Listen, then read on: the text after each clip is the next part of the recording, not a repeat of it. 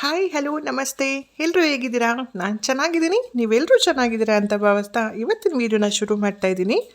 ಆರೋಗ್ಯಕರ ಆಹಾರದಲ್ಲಿ ಸೇರಿಸಿಕೊಳ್ಳಬೇಕಾದ ಒಂದು ಆಹಾರ ಪದಾರ್ಥ ಅಂದರೆ ಅದು ತುಪ್ಪ.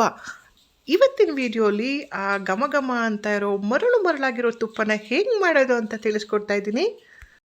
ಯಾರೆಲ್ಲ ನನ್ನ ವೀಡಿಯೋ ನೋಡ್ತಾ ಇದ್ದಾರಾ ಎಲ್ರಿಗೂ welcome back to my channel Matrubhumi. ತುಪ್ಪನ ಬೇಡ ತುಪ್ಪ ತಿಂದರೆ ದಪ್ಪ ಆಗಿಬಿಡ್ತೀವಿ, ಪಿಂಪಲ್ಸ್ ಆಗಿಬಿಡುತ್ತೆ ಅಂತ ಮೂಗು ಮುರಿಯೋರಿಗೆ ಈ ವಿಷಯ ತಿಳ್ಕೊಳ್ಳೇಬೇಕು.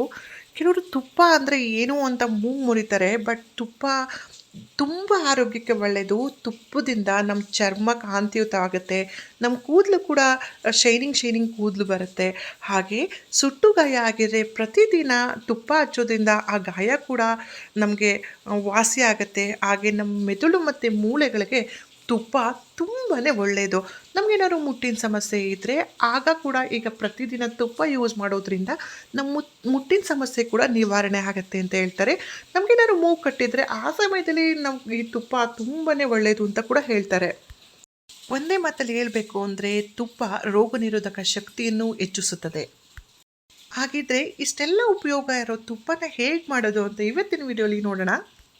ನಾನಿವತ್ತು ತುಪ್ಪನ ಮಾಡೋದಕ್ಕೆ ಅಂತಲೇ 2 ಸೇರು ಬೆಣ್ಣೆನ ತೊಗೊಂಡಿದ್ದೀನಿ. ನಾನಿಲ್ಲಿ ಮಸಾಲೆ ತುಪ್ಪ ಆಗಿರೋದ್ರಿಂದ ಘಮ ಘಮ ಅಂತ ಮರುಳಾಗಿರೋ ಬರುತ್ತೆ. ಇದನ್ನು ನಮ್ಮ ಅಜ್ಜಿಯವರಾಗೂ ನಮ್ಮಮ್ಮ ಆ ರೀತಿ ಮಾಡ್ತಾ ಅವರಿಂದ ನಾನು ಕಲ್ತಿರೋದು. ಸೊ ಟೇಸ್ಟ್ ಅಂತೂ ತುಂಬಾ ಚೆನ್ನಾಗಿರುತ್ತೆ. ಹಾಗಾಗಿ ನಾನು ತುಪ್ಪ ಮಾಡಲಿಕ್ಕೆ ಮೊದಲು ತುಪ್ಪದ ಪುಡಿನ ಮಾಡ್ಕೊತಾ ಇದ್ದೀನಿ. ಸೊ ಹಾಗಿದ್ರೆ ಹೆಂಗೆ ಮಾಡಬೇಕು ಅಂತ ತಿಳಿಸ್ತಾ ಹೋಗ್ತೀನಿ.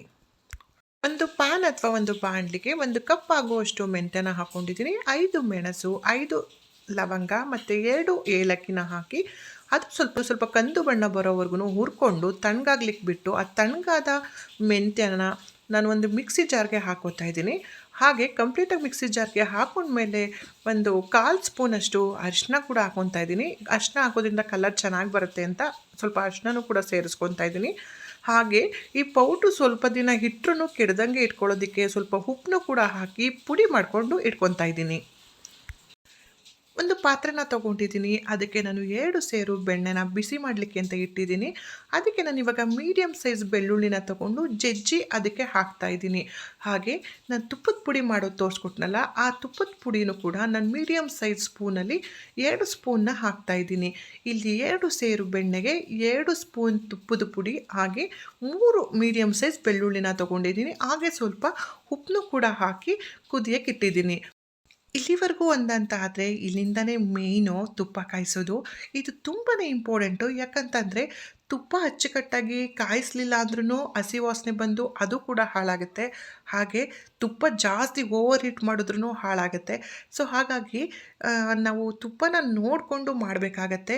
ಮೀಡಿಯಮ್ ಫ್ಲೇಮ್ನ ಇಟ್ಕೊಂಡು ನಾವು ತುಪ್ಪ ಕಾಯ್ಸೋಕ್ಕೆ ಇಟ್ಟ ಮೇಲೆ ಅದು ಬೆಣ್ಣೆ ಎಲ್ಲ ಫುಲ್ ಮೆಲ್ಟ್ ಆಗಿಬಿಟ್ಟು ಈ ರೀತಿ ನೊರೆ ಸ್ಟಾರ್ಟ್ ಆಗ್ತಾ ಹೋಗುತ್ತೆ. ನಾವು ಮೀಡಿಯಮ್ ಫ್ಲೇಮಲ್ಲೇ ಹಾಗೆ ಬೇಯಿಸ್ತಾ ತಿರುಗಿಸ್ತಾ ಹೋಗ್ತಾ ಇದ್ದರೆ ಆ ನೊರೆ ಎಲ್ಲ ಕಂಪ್ಲೀಟಾಗಿ ಕ್ಲಿಯರಾಗಿ ಎಳ್ನೀರು ಥರ ಪ್ಲೈನಾಗಿ ಕಾಣಿಸ್ತಾ ಹೋಗುತ್ತೆ. ನಾವು ಅಲ್ಲಿವರೆಗೂ ತುಪ್ಪನ ಕುದಿಸ್ಬೇಕಾಗತ್ತೆ. ನಿಮಗೆ ಯಾವ ಹಂತದಲ್ಲಿ ತುಪ್ಪ ಬಂದಿದೆ ಅಂತ ಇವಾಗ ತೋರಿಸ್ತಾ ಹೋಗ್ತೀನಿ. ನನ್ನ ಪಕ್ಕ ಸ್ಟವ್ನ ಇಟ್ಟು ಹಾಗೆ ತುಪ್ಪದಲ್ಲಿ ಹೆಜ್ಜಿರುವಂಥ ಸ್ಪೂನ್ನ ಇಟ್ಟರೆ ನೋಡಿ ನಿಮಗೆ ಆವಾಗ ಬುಗ್ಗಂತ ಹಚ್ಕೊತಾ ಇರುತ್ತೆ. ತುಪ್ಪ ಬೆಂದಿಲ್ಲ ಅಂತಂದರೆ ನಿಮಗೆ ಚಟ್ರ ಅಂತ ಸೌಂಡು ನೀರು ಸೌಂಡ್ ಬರ್ತಾ ಇರುತ್ತೆ. ಸೊ ಆವಾಗ ನೀವು ಇನ್ನೊಂದು ಸ್ವಲ್ಪ ಕುದಿಸ್ಬೇಕಾಗತ್ತೆ. ಕಂಪ್ಲೀಟು ತುಪ್ಪ ಬಂದ ಮೇಲೆ ಅದು ಬುಗ್ಗಂತ ಹಚ್ಕೊತಾ ಇರುತ್ತೆ ಸ್ಪೂನು. ಸೊ ಆವಾಗ ನಿಮಗೆ ಕಂಪ್ಲೀಟಾಗಿ ತುಪ್ಪ ಬಂದಿದೆ ಅಂತ. ತುಪ್ಪ ಕಂಪ್ಲೀಟು ತಣ್ಣಗಾದ ನಂತರ ಒಂದು ಗ್ಲಾಸ್ ಬಾಕ್ಸ್ಗೆ ತುಪ್ಪನ ಹಾಕಿ ಇಟ್ಕೊತಾ ಇದ್ದೀನಿ. ಈ ರೀತಿ ತುಪ್ಪ ಮಾಡಿ ನೋಡಿ, ಮನೆ ತುಂಬ ಘಮ ಘಮ ಅಂತ ಇರುತ್ತೆ. ಹಾಗೆ ತುಪ್ಪ ಮರಳಾಗಿರುತ್ತೆ. ನೀವು ತಣ್ಣಗಾದ್ಮೇಲೆ ನಿಮಗೆ ಗೊತ್ತಾಗುತ್ತೆ. ಸೊ ಈ ರೀತಿ ತುಪ್ಪ ಮಾಡಿ ನೋಡಿ, ತುಂಬ ಜನಕ್ಕೆ ಇಷ್ಟ ಆಗುತ್ತೆ. ತುಂಬ ದಿನ ಇಟ್ಟರೂ ಕೆಡಲ್ಲ. ಒದ್ದೆ ಕೈಲಿ ತುಪ್ಪನಾಗಲಿ ತುಪ್ಪದ ಪುಡಿನ ಯೂಸ್ ಮಾಡ್ತಲೇ ಹಾಗೆ ಒಣಗಿದ ಕೈಲಿ ಯೂಸ್ ಮಾಡಿದ್ರೆ ತುಪ್ಪ ತುಂಬ ದಿನ ಆದರೂ ಕೆಡಲ್ಲ. ಹಾಗೆ ತುಪ್ಪದ ಪುಡಿನೂ ಕೂಡ ತುಂಬ ದಿನ ಇಟ್ಕೊಂಡ್ರೂ ಏನೂ ಆಗಲ್ಲ. ಈ ವಿಡಿಯೋ ನಿಮಗೆ ಇಷ್ಟ ಆಗಿದೆ ಅಂತ ಭಾವಿಸ್ತೀನಿ. ಯಾರೆಲ್ಲ ಈ ವಿಡಿಯೋ ನೋಡಿದ್ರೆ ಎಲ್ರಿಗೂ ಥ್ಯಾಂಕ್ ಯು ಸೋ ಮಚ್. ಯಾರಿಗೆಲ್ಲ ಇಷ್ಟ ಆಯಿತೋ ಲೈಕ್ ಮಾಡಿ, ಶೇರ್ ಮಾಡಿ. ಹೀಗೆ ನಿಮ್ಮ ಸಪೋರ್ಟ್ ನನ್ನ ಮೇಲೆ ಇರಲಿ ಅಂತ ಕೇಳ್ಕೊತೀನಿ. Thank you all. Bye, take care.